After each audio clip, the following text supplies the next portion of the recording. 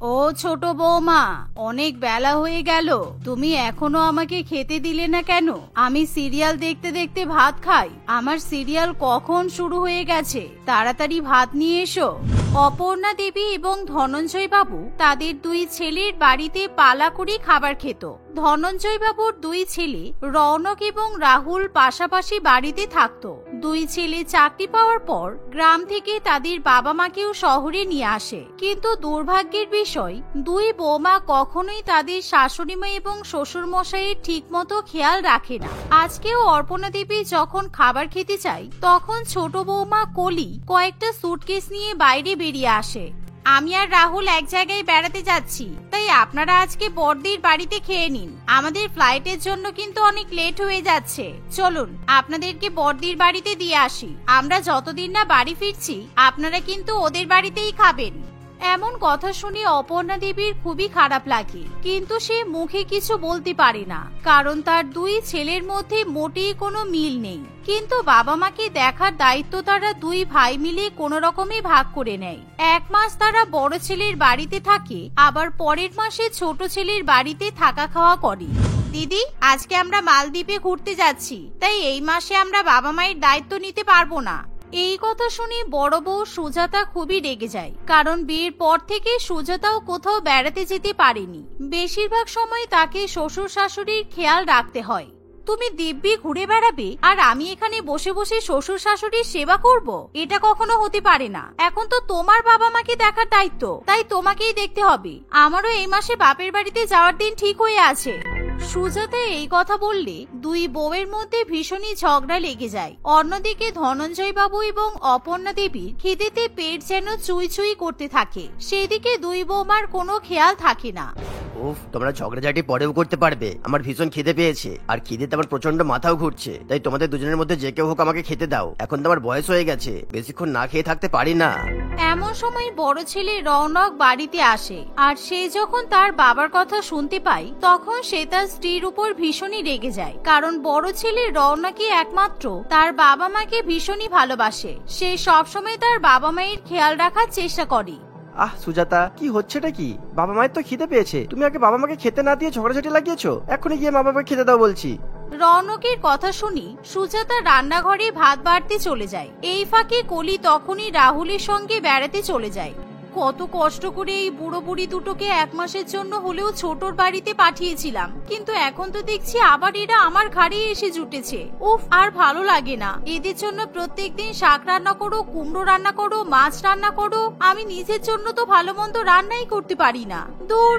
আসলে প্রত্যেকদিন রান্না বান্না করতে সুজাতার মোটেই ভালো লাগে না, কিন্তু সে মাঝে মধ্যে অনলাইনে খাবার অর্ডার করলে সেই খাবার খেয়ে তার শ্বশুর এবং শাশুড়ির পেট খারাপ হয়ে যায়, তাই প্রত্যেকদিনই সুজাতাকে বাড়িতেই রান্না বান্না করতে হয়। কিন্তু সেদিন সুজাতা তার শ্বশুর এবং শাশুড়িকে শুধুমাত্র আলু ভাজা এবং চিকেন খেতে দেয়। বৌমা, তুমি শুধু আলু ভাজা আর চিকেন কেন দিচ্ছ? তুমি তো অনেক রকমের সবজি রান্না করতে পারো, আমাকে সবজিগুলো দাও। তুমি তো জানো সবজি না খেলে আমার ঠিক মতো ভাতই খাওয়া হয় না। তাহলে আপনার ছোট বৌমাকে বললেন না কেন? সে যখন আপনাকে আমাদের বাড়িতে দিয়ে গেল, তাহলে আপনাদের খাইয়ে দাইয়েই পাঠাতে পারতো। আমার বাড়িতে এখন কোনো সবজি নেই, তাই আপনাদেরকে যা খেতে দিয়েছি তাই দিয়েই ভাত খেতে হবে। সুজাতার কথা শুনে অপর্ণা দেবী আর কিছু বলতে পারে না, তাই তারা চুপচাপ খাওয়া দাওয়া করে ঘরে চলে যায়। জানো, আমার মনে হয় আমাদের বৌমাদের কাছে আমরা খাওয়া দাওয়া করি বলে ওরা ব্যাপারটা পছন্দ করে না, তাই মনে হয় আমাদের গ্রামে চলে যাওয়াই ভালো। শুধু শুধু এখানে বৌমাদের গলগ্রহ হয়ে কি লাভ? ওদের এখন ঘোরাফেরার বয়স, বুড়ো মানুষকে খেতে দিতে ওদের খুবই অসুবিধা হয়ে যায়। আমি যদি পারতাম তাহলে কবেই গ্রামে চলে যেতাম। তুমি একটা জিনিস ভেবে দেখো, গ্রামে গেলে আমাদের দেখার মতো কেউ নেই, আমাদের কাছে একটা টাকা পয়সাও নেই। টাকা পয়সা থাকলে না হয় একা একা খাওয়ার কথা ভাবতাম। ওষুধপত্র, খাওয়া দাওয়া, জামা কাপড় সবকিছুরই ভর পর্যন্ত দুই ছেলে ভাগ করে নিয়েছে। নামেই ভাগ করে নিয়েছে, এই তো দুই বৌমার কেউই ঠিক সময় মতো খাবার খেতে দেয় না। একমাত্র বড় ছেলেটাই যা আমাদেরকে নিয়ে কথা বলে। ছোট ছেলের তো যাওয়ার সময় মুখে একটা কথাও ছিল না। শুধু দুটো খাবারের জন্যই ছেলেদের বাড়িতে এরকম ভাবে পড়ে আছি। এমন সময় সুজাতা আড়াল থেকে তাদের সব কথা শুনে নেয়। সুজাতা তার শাশুড়ি মা এবং শ্বশুর মশাইকে মোটেই পছন্দ করে না। সে শুধুমাত্র রৌনকে চাপে পড়ে বাধ্য হয়েই তার শ্বশুর এবং শাশুড়ির দেখাশোনা করে। কিন্তু শাশুড়ির মুখে এরকম কথা শুনে সুজাতা খুবই রেগে যায়। ও, শুধু দুটো খাবার খাওয়ার জন্য আমাদের বাড়িতে পড়ে আছেন? তাহলে আপনাদের এখানে পড়ে থেকে কি লাভ? আপনারা বরং গ্রামের বাড়িতে চলে যান। আমি আপনাদের ছেলেকে বলবো মাসে মাসে আপনাদের জন্য টাকা পাঠিয়ে দিতে। আর না হলে পাশেই তো আপনাদের ছোট ছেলের বাড়ি আছে, ওখানেই পার্মানেন্টলি থেকে যান। এভাবে সুজাতা তার শাশুড়ি মা এবং শ্বশুর মশাইকে কথা শুনিয়ে সেখান থেকে চলে যায়। দেখতে দেখতে এভাবে সময় কাটতে থাকে, কিন্তু সুজাতা কিছুতেই তার শাশুড়ি মা এবং শ্বশুর মশাইকে ঠিক মতো খাবার দাবার দিতে চায় না। সুজাতা মনে করে তার শ্বশুর শাশুড়ির উপর চাপ সৃষ্টি করলে হয়তো তারা নিজেরাই সুজাতার বাড়ি ছেড়ে চলে যাবে, কিন্তু এমনটা কিছুই হয় না দেখে সুজাতা একদিন নিজের মতো শপিং করতে বেরিয়ে যায়। আর রৌনকেরও সেদিন নাইট শিফট থাকায় সে বাড়ি ফিরতে পারে না। কিন্তু সুজাতার বাড়ি ফিরতে খুবই রাত হয়ে গেলেও অপর্ণা দেবী এবং ধনঞ্জয় বাবুর খুবই খিদে পেয়ে যায়। তাই তারা রান্নাঘরে গিয়ে খাবার দাবার খুঁজলেও কোনো খাবার খুঁজে পায় না।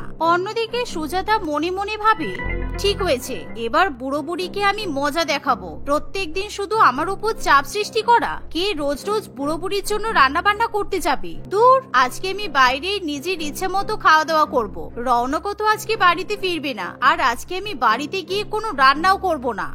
অন্যদিকে বাড়িতে চাল ডাল কিংবা কোনো খাবার দাবার না থাকায় অপর্ণা দেবী ভীষণই হতাশ হয়, যা দেখে ধনঞ্জয় বাবু বলে, আমরা যদি বাজার থেকে চাল আলু কিনে আনতে পারতাম তাহলে অন্তত আলু ভাতে ভাত বসিয়ে আমরা দুটো ভাত খেতে পারতাম। অনেক দেরি হয়ে গেল, বোমা হয়তো বাড়িতেও ফিরবে না। চলো তুমি আর আমি বরং খেয়ে নিই। এই বলে ধনঞ্জয় বাবু বাজার থেকে ধার করে চাল এবং আলু কিনে নিয়ে আসে। সেদিন রাত্রিবেলাতেই রাহুল এবং কলি বাড়িতে ফিরে আসে, কিন্তু বাড়িতে এসে আবার শ্বশুর শাশুড়ির দায়িত্ব নিতে হবে ভেবে কলি তাদের সঙ্গে কোনো যোগাযোগ করে না। সেদিন রাত্রিবেলা কোনো রকমে আলু সিদ্ধ ভাত রান্না করে অপর্ণা দেবী এবং ধনঞ্জয় বাবু নিজেদের পেট ভরায়। কিন্তু পরের দিন সকালবেলা সুজাতা বাজারে গেলে, আরে ও বৌদি, আপনার শ্বশুরমশাই কালকে রাত্রেবেলা এসে চাল আর আলু ধার করে নিয়ে গেছে। আপনি তো প্রত্যেকদিনই প্রচুর চাল আর আলু নিয়ে যান, তা আপনার শ্বশুর শাশুড়িকে ঠিক মতো খেতে দেন না নাকি? ওদের আবার অত রাতে চাল আলু দরকার পড়লো কেন? দোকানদারের কথা শুনে সুজাতা ভীষণই রেগে যায়। তাই সে বাড়িতে ফিরে এসেই তার শাশুড়ি মেয়ে এবং শ্বশুর মশাইয়ের সঙ্গে ঝগড়া করতে শুরু করে। আপনাদেরকে আমাদের বাড়িতে থাকতে দেওয়া হচ্ছে, খেতে দেওয়া হচ্ছে, পড়তে দেওয়া হচ্ছে, তবুও আপনাদের শান্তি হচ্ছে না। বাবা, আপনি কেন বাজার থেকে ধার করে চাল আর আলু নিয়ে আসতে গিয়েছিলেন? আপনার জন্য কতগুলো লোকের সামনে আমার মাথা হেট হয়ে গেল।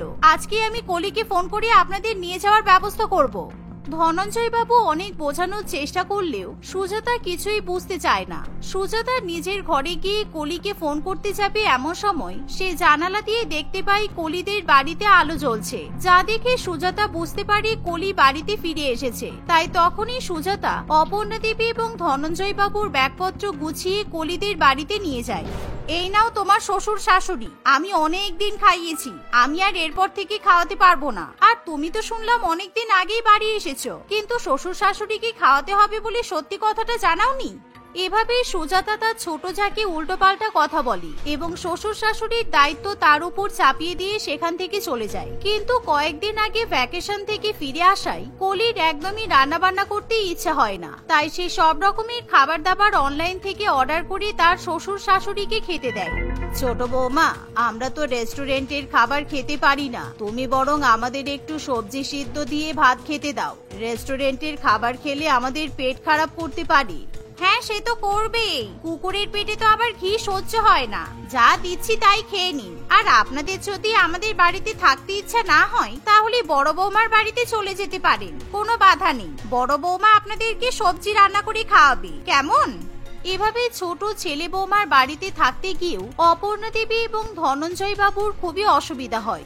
দিনের পর দিন শুধুমাত্র রেস্টুরেন্টের খাবার দাবার খেয়ে তাদের পেটে সমস্যা দেখা দেয়। এভাবে তারা যখনই দুই ছেলে বৌমার কাছে থাকতে যায় তাদের মধ্যে কেউই বাবা মাকে ঠিকমতো খাবার খেতে দিতে চায় না। দেখতে দেখতে এভাবেই আরো কিছুদিন কাটে। একদিন অপর্ণা দেবী তার দুই ছেলেকে ডেকে বলে, তোরা আমাদের বুড়ো বুড়িকে একটা বৃদ্ধাশ্রমে রেখে আয়। আমরা তোদের বাড়িতে থাকলে তোদের খুব অসুবিধা হচ্ছে। অবশ্য তোরা বুড়ো বুড়িদের সঙ্গে থাকবি বা কি করে? তোরা আমাদেরকে বৃদ্ধাশ্রমে রেখে আয়, আমরা ওখানেই বরং ভালো থাকবো। কারণ আমাদের দুজনকে খাওয়াতে গিয়ে তোদের বউদের ভীষণ সমস্যা হচ্ছে। এমন কথা শুনে দুই বৌমাই খুবই খুশি হয়, কারণ শ্বশুর শাশুড়ি বৃদ্ধাশ্রমে থাকলে দুই বৌমারই কাজের পরিমাণ অনেক কমে যাবে আর তারা নিজেদের মতো জীবন কাটাতে পারবে। কিন্তু রাহুল এবং রৌনক দুই ছেলে রাজি না হলেও সুজাতা এবং কলি তাদের কথাতে রাজি হয়ে যায়। আরে তোমাদের বাবা মা তো ঠিক কথাই বলছে, বৃদ্ধাশ্রমে গেলে ওনারা নিজেদের বয়সের মানুষদেরকে খুঁজে পাবেন, তাদের সঙ্গে গল্প করে সময় কাটাতে পারবেন। আমরা নিজেদের কাজে এতটাই ব্যস্ত যে বয়স্ক মানুষদের তো সময় দিতে পারি না। আমার মতে বাবা মা ঠিক সিদ্ধান্তই নিয়েছে। সুজাতা এবং কলি একই কথা বললে রৌনক এবং রাহুলের কিছু করার থাকে না। পরের দিনই তারা চারজনে মিলে ধনঞ্জয় বাবু এবং অপর্ণা দেবীকে একটা বৃদ্ধাশ্রমে নিয়ে যায়। কিন্তু সেখানে গিয়ে সুজাতা তার মা রত্না দেবী এবং কলি তার বাবা বিজয় বাবুকে দেখতে পায়, যা দেখে কলি এবং সুজাতা খুবই রেগে যায়। দাদা, বৌদি, আমার মাকে বৃদ্ধাশ্রমে পাঠানোর তোমাদের সাহস কি করে হলো? হ্যাঁ রে দাদা, মা তোকে এতদিন ধরে মানুষ করলো, মাকে এক মুঠো ভাত দিতে গিয়ে তোদের বুক ফেটে যাচ্ছে বল। ছি দাদা, আমি আগেই জানতাম তোর বউ বাবার সঙ্গে এরকম করবে, সেই জন্যই বলেছিলাম এই মেয়েকে বিয়ে করিস না। বাবা, তোমাকে বৃদ্ধাশ্রমে থাকতে হবে না, তুমি আমার সঙ্গে আমার বাড়িতে চলো। তোমরা দুজন কাকে কি বলছো? তোমরাই তো নিজেদের শাশুড়ি মাকে আর শ্বশুর মশাইকে বৃদ্ধাশ্রমে ছাড়তে এসেছো। তোমরা নিজেদের শ্বশুর শাশুড়িকে ঠিক মতো খেতে দিতে পারছো না, আবার আমাদেরকে জ্ঞান দিতে এসেছো। এমন কথা শুনে সুজাতা এবং কলি দুজনেই খুবই লজ্জিত বোধ করে আর তারা নিজেদের ভুল বুঝতে পারে। বাবা মা, আমাদের খুব ভুল হয়ে গেছে, আমরা আর কখনো আপনাদের সঙ্গে এরকম ব্যবহার করব না। আপনারা আমাদের সঙ্গে আমাদের বাড়িতেই থাকবেন, আপনাদেরকে এখানে থাকতে হবে না। হ্যাঁ মা, আমি আপনাদের নিজে হাতে রান্না করে খাওয়াবো, আপনাদের কোনো অসুবিধা হবে না, আপনারা দয়া করে বাড়িতে ফিরে চলুন। এভাবে দুই বৌমা ক্ষমা চেয়ে নেয়, যার ফলে অপর্ণা দেবী এবং ধনঞ্জয় বাবু তাদের ক্ষমা করে দেয়। তারা দুজনেই হাসি খুশি ছেলে বৌমাদের সঙ্গে আবার বাড়িতে ফিরে যায়। সেদিনের পর থেকে তাদের আর ছেলে বৌমার বাড়িতে থাকতে গিয়ে কোনো রকম সমস্যা হয় না, তারা বেশ হাসি খুশি জীবন কাটাতে থাকে। 10 বছরের বাচ্চা মেয়ে পিঙ্কি তাদের বাড়ির ফ্রিজ থেকে ঠান্ডা জল বের করে খেতে থাকে। ঠিক তখনই তাকে তার ঠাকুমা মোহিনী দেবী দেখতে পায়। পিঙ্কিকে জল খেতে দেখে সে প্রচন্ড পরিমাণে রেগে যায়। সে অতি দ্রুত গতিতে পিঙ্কির কাছে আসে এবং তার হাত থেকে জলের বোতলটা কেড়ে নেয়। সেই সাথে পিঙ্কির হাতটা ধরে খুব জোরে মোচড় দিয়ে দেয়। ছোট্ট বাচ্চা মেয়ে চিৎকার করে কেঁদে ওঠে, আ ঠাম্মা, আমাকে ছেড়ে দাও, আমার হাতে ভীষণ ব্যথা লাগছে, আমার হাতটা ছেড়ে দাও, আমার হাতে খুব লাগছে। হাতে লাগছে তাই না? খুব হাতে লাগছে তোর? শয়তান মেয়ে কোথাকার, ফ্রিজ থেকে জল বের করে খাওয়ার সময় তো তোর হাতে ব্যথা করেনি, আর হালকা করে তোর হাতটা ধরতেই তোর হাত ব্যথা করছে। আমার তো খুব জোরে জল পিপাসা পেয়েছিল, বাইরের জল খুবই গরম, খাওয়া যাচ্ছে না, সেই জন্য আমি ফ্রিজ থেকে জল নিয়ে খাচ্ছিলাম। এতে আমি কি ভুল করেছি ঠাম্মা?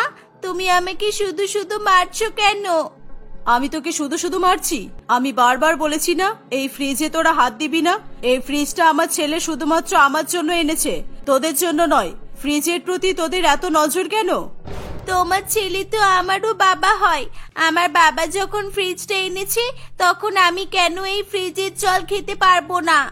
পিঙ্কির কথা শুনে মোহিনী দেবী প্রচন্ড রেগে যায় এবং পিঙ্কিকে মারধর করতে শুরু করে। পিঙ্কি খুব জোরে চেঁচামেচি করতে থাকলে তার মা পিয়ালি তাড়াতাড়ি করে সেখানে ছুটে আসে। একি আপনি এভাবে মারছেন কেন আমার মেয়েকে? দয়া করে এভাবে মারবেন না, ছেড়ে দিন। কি করেছে আমার মেয়ে বলুন তো?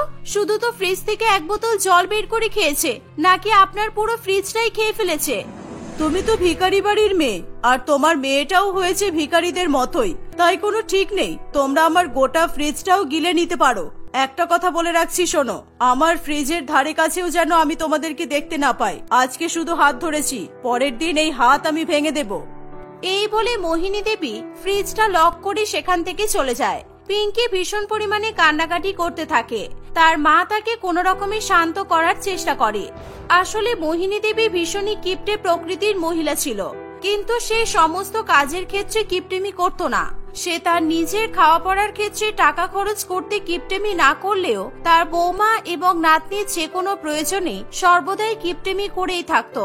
সে তার ঘরের কোনো জিনিসেই তাদেরকে হাত দিতে দিত না।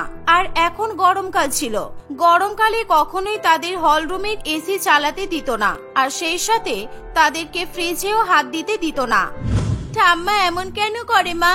আমি কি কোনো দামি জিনিস খেতে চেয়েছি? আমি তো শুধুমাত্র ফ্রিজের জল খেতে চেয়েছি। এখন কত গরম পড়েছে বলো তো, এই গরমের মধ্যে গরম জল কি খাওয়া যায়? ঠাম্মা খুব বাজে। এরকম বলতে নেই রে মা, তুই তো জানিস তোর ঠাম্মার স্বভাবটাই ওরকম। আর এমনিতেও বেশি ঠান্ডা জল খাওয়া তো ভালো নয়, তোর তো ঠান্ডা লেগে যেতে পারে। না, আমি কিছুতেই গরম জল খাবো না। যা গরম পড়েছে, এমনি নর্মাল জল খেলে মনে হয় কেউ জল ফুটিয়ে খেতে দিয়েছে। আমি গরমকালে শুধু ঠান্ডা জল খাবো। আচ্ছা বাবা, ঠিক আছে, চল এবার দুপুরের খাবারটা খেয়ে নিবি, চল, তোর বাবা চলে এসেছে। এই বলে পিয়ালি তার মেয়েকে দুপুরের খাবার খাওয়ানোর জন্য নিয়ে যায়। পিয়ালি তার পরিবারের সবাইকে খাবার পরিবেশন করে দেয়। সবাই খাওয়া দাওয়া শুরু করে। কিছুটা খাবার খাওয়ার পরেই পিঙ্কি বলে, আমি ঠান্ডা জল খাবো, এই জলটা খুব গরম, আমাকে ঠান্ডা জল এনে দাও।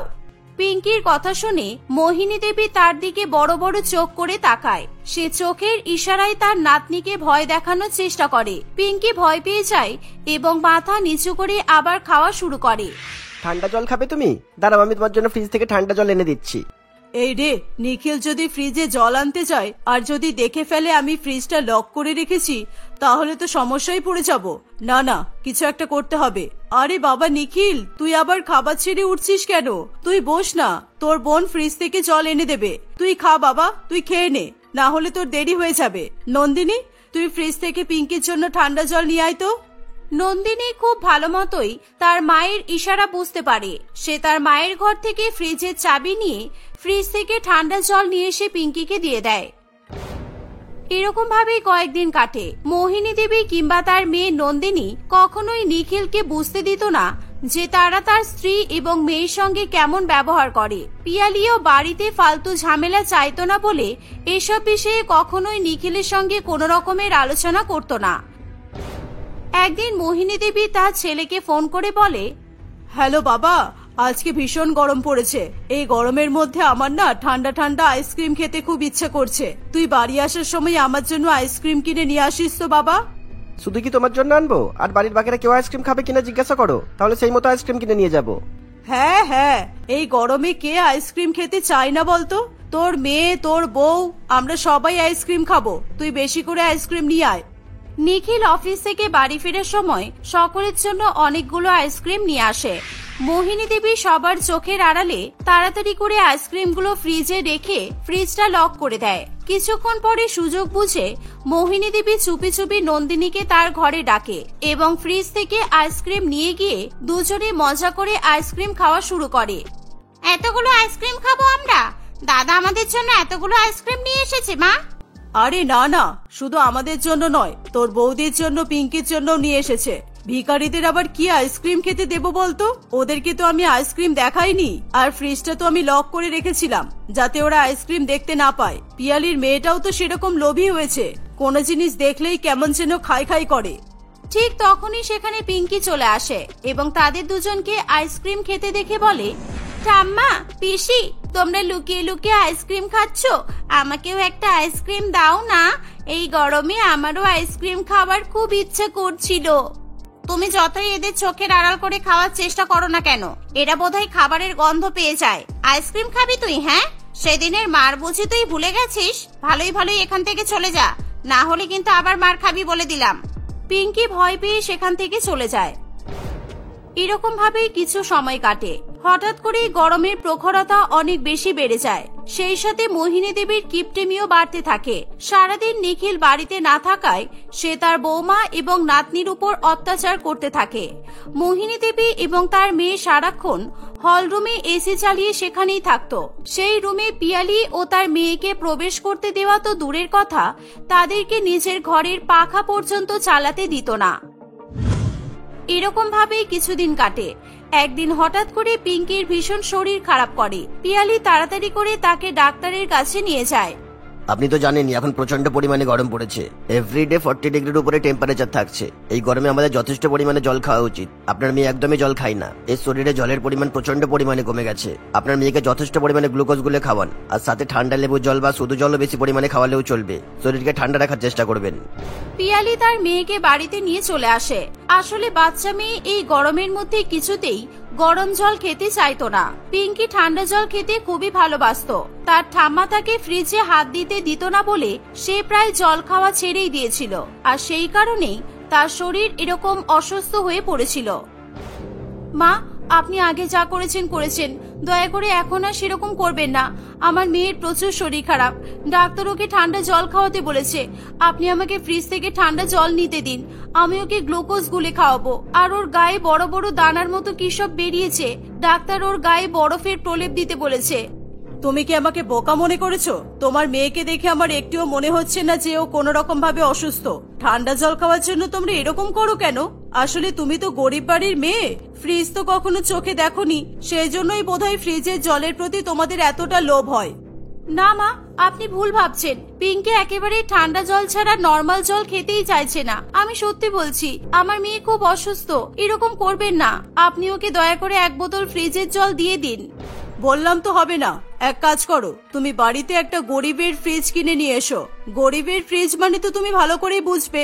মাটির কলসি কিনে নিয়ে এসো, মাটির কলসিতে জল ভরে রাখবে, দেখবে জল একদম ঠান্ডা থাকবে। তোমার জন্য ওই ফ্রিজটাই যথেষ্ট। আপনি আমাদের সঙ্গে এরকম শত্রুতা কেন করেন বলুন তো?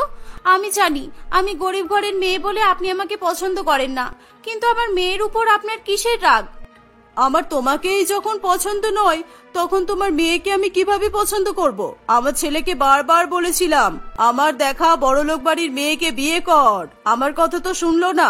আর তোমাকেও তো বলেছিলাম তোমার বাবা মাকে বলো একটা ফ্রিজ কিনে পাঠাতে। ওই ফ্রিজটা তুমি তোমার ঘরে রাখতে পারতে, আর যখন ইচ্ছে তখন ফ্রিজের জল খেতে পারতে। তা তো তুমি করতে পারোনি।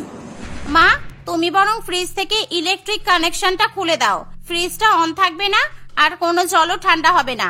আর ফ্রিজের ভেতর থেকে ঠান্ডা জলের বোতলগুলো আমি আগেই বের করে দিয়েছি। তখন দেখবে এদের মাথা থেকে ঠান্ডা জল খাওয়ার ভূত এমনিই নেমে যাবে। মোহিনী দেবী তার মেয়ের কথা শুনে ফ্রিজ থেকে ইলেকট্রিক কানেকশনটা বন্ধ করে দেয়। পিয়ালি তার মেয়েকে নরমাল জল খাওয়ানোর চেষ্টা করলেও পিঙ্কি কিছুতেই নরমাল জল খেতে চায় না। শেষ পর্যন্ত পিয়ালি তাদের পাশের বাড়ির এক প্রতিবেশীর কাছ থেকে ঠান্ডা জল চাইতে চায়। পিয়ালি যখন তাদের প্রতিবেশীদের বাড়িতে ঢুকছিল, নিখিল তখন তাকে দেখে ফেলে। এ কি, পিয়ালি এরকম ভর দুপুরে ওদের বাড়িতে কি জন্য গেল? কিসের প্রয়োজন পড়ে গেল ওর? কাকিমণি, তোমাদের ফ্রিজ থেকে 1 বোতল ঠান্ডা জল দেবে গো। আসলে আমাদের ফ্রিজটা না এখন বন্ধ আছে, সেই জন্য বাড়িতে একটুও ঠান্ডা জল নেই। পিয়ালি তাদের প্রতিবেশীর কাছ থেকে 1 বোতল ঠান্ডা জল নিয়ে নেয়। বাড়িতে ফ্রিজ থাকা সত্ত্বেও পিয়ালি অন্যজনদের বাড়ি থেকে ঠান্ডা জল নিয়ে খাচ্ছে কেন? বাড়ির ফ্রিজটা কি তাহলে খারাপ হয়ে গেছে নাকি? পিয়ালি জলের বোতলটা বাড়িতে নিয়ে আসতে না আসতেই মোহিনী দেবী তার হাত থেকে ঠান্ডা জলের বোতলটা কেড়ে নেয়। কি হলো মা, আপনি ঠান্ডা জলের বোতলটা নিয়ে নিলেন কেন? ওটা দিন, আমি পিঙ্কিকে গ্লুকোজ গুলে খাওয়াবো। না, এই জলটা দিয়ে আমি আর আমার মেয়ে এখন গ্লুকন্ডি গুলে খাবো। তোমাদের মা বেটির জন্য আজকে ফ্রিজটা আমাকে বন্ধ করে রাখতে হয়েছে। তোমরা লোকের বাড়ি থেকে ঠান্ডা জল চেয়ে খাবে, আর আমরা কি গরম জল খেয়ে মরবো? আমার মাঝে মধ্যে ভাবতেও অবাক লাগে যে উপরওয়ালা আপনাকে কি দিয়ে তৈরি করেছে। আপনি সামান্য ঠান্ডা জলের জন্য এরকম করেন? এতদিন আপনি অনেক অত্যাচার করেছেন। দিনের পর দিন আপনি ফ্রিজ লক করে রেখেছেন যাতে আমি কিংবা আমার মেয়ে ঠান্ডা জল খেতে না পারি, আর আজকে আবার ফ্রিজ থেকে ইলেকট্রিক কানেকশনটাও খুলে দিয়েছেন। নিখিল দরজার বাইরে থেকে সবটাই শুনছিল। সে তার মায়ের উপর প্রচন্ড পরিমাণে রেগে যায়। ছি মা ছি, তুমি যে এতটা নিচে নেমে যেতে পারো আমি কখনো ভাবিনি। তুমি তাহলে আমাদের ফ্রিজটা সবসময় লক করে রাখতে, আর আমি জিজ্ঞাসা করলে তুমি কি বলতে? আমার বউ ফ্রিজটা লক করে রেখেছে যাতে তোমরা ফ্রিজে ঠান্ডা জল খেতে না পারো। আজকে আমি তোমাদের কথাগুলো না শুনতে পেলে আমি তো পিয়ালিকেই খারাপ ভাবতাম। আর পিয়ালি, তুমি এতদিন ধরে আমাকে এসব বলোনি কেন? নিখিল তার মায়ের উপর রেগে গিয়ে বাড়ি ছেড়ে চলে যাওয়ার সিদ্ধান্ত নেয়। মোহিনী দেবী তার ভুল বুঝতে পেরে বারে বারে তার ছেলে এবং বৌমার কাছে ক্ষমা চায়, কিন্তু নিখিল কিছুতেই তার মাকে ক্ষমা করতে চায় না। বাবা, তুমি ঠাম্মাকে ক্ষমা করে দাও। দেখো ঠাম্মা কিভাবে কাঁদছে। ঠাম্মাকে কাঁদতে দেখে আমার একটুও ভালো লাগছে না। পিঙ্কির মুখে এমন কথা শুনে মোহিনী দেবী পিঙ্কিকে বুকে জড়িয়ে ধরে। নিখিলও তার মাকে ক্ষমা করে দেয়। সেদিনের পর থেকে মোহিনী দেবী তার বৌমা এবং নাতনির সঙ্গে ভালো ব্যবহার করা শুরু করে। মোহিনী দেবী নিজেই তার নাতনির যত্ন নিয়ে তাকে একেবারে সুস্থ করে তোলে।